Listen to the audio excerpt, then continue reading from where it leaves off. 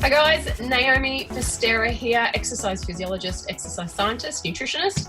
I get asked all the time about figuring out calories and figuring out macros. So I thought the easiest thing to do is to do as a video.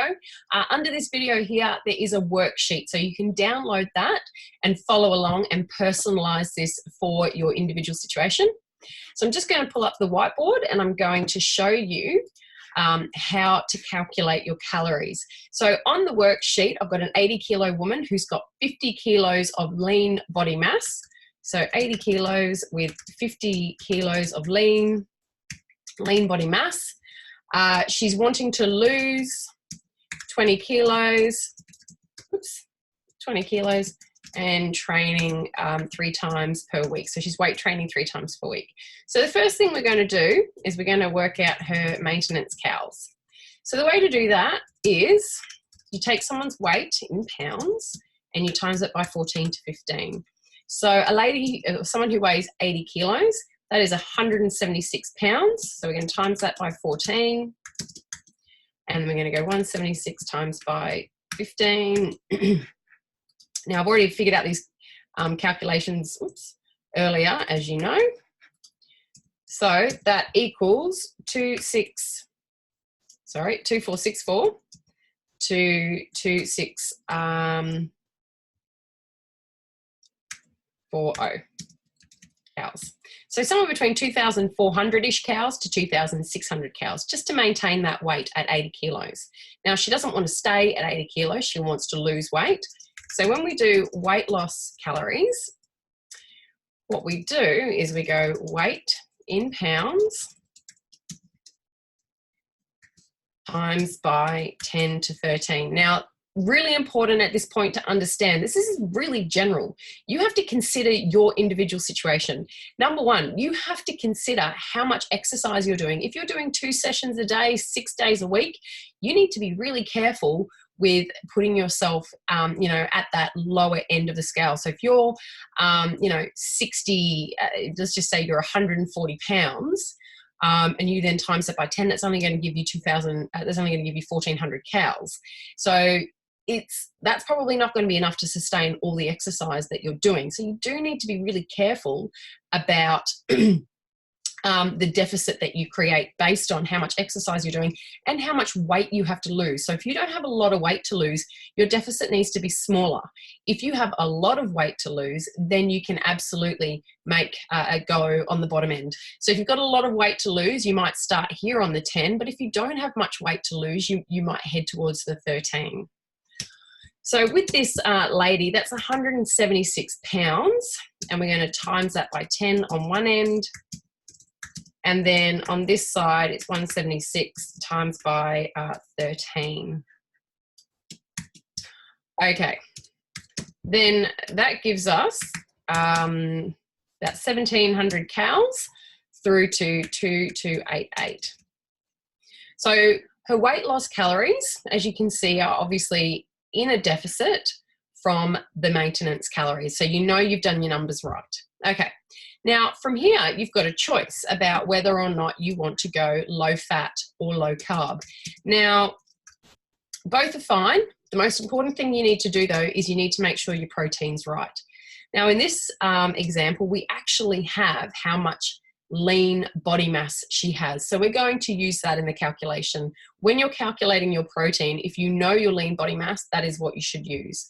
Now, the protein range is 1.6 to 2.2 grams per kilo per day. In this situation, for the ease of numbers, what I've done is I've gone the midway point. So she's got 50 kilos of lean body mass, and we're going to go to the midway point, which is 2 grams per kilo body weight per day. And that's where we would start. And that gives us 100 grams of protein, which equals 400 calories. So there's 4 calories in 1 gram of protein. So you times it by 4 to get the calories. All right. The next one we look at, is the fat. Now, to do a lowish fat diet, it's 0.45 times by your weight in pounds. So that's 176. So these are the basically the standard recommendations. So 0.45 times by 76 gives us 80 grams of fat. Now there are 9 calories in a gram of fat, so we go 80 times by 9, which gives us 720 calories. To then work out the carbohydrate, we are doing, now I didn't put this up here, but we're doing a low-fat 2,000 calorie diet. Now the reason why I've gone 2,000 is that it's right in the middle of the range there. So it's the bottom range for weight loss was 1,760 calories. The top was 2,288 calories. So I've just split it right down the middle and gone 2,000. And that way you've got a bit of wriggle room either way. So here what we do is we go 2,000 calories, which is our total daily allowance. We're going to minus 400 calories from the protein. We're going to minus 720 calories from the fat. And that leaves us with 880 calories of, or 880 calories. And then what we do is we divide that by 4. There are 4 calories in 1 gram of carbohydrate.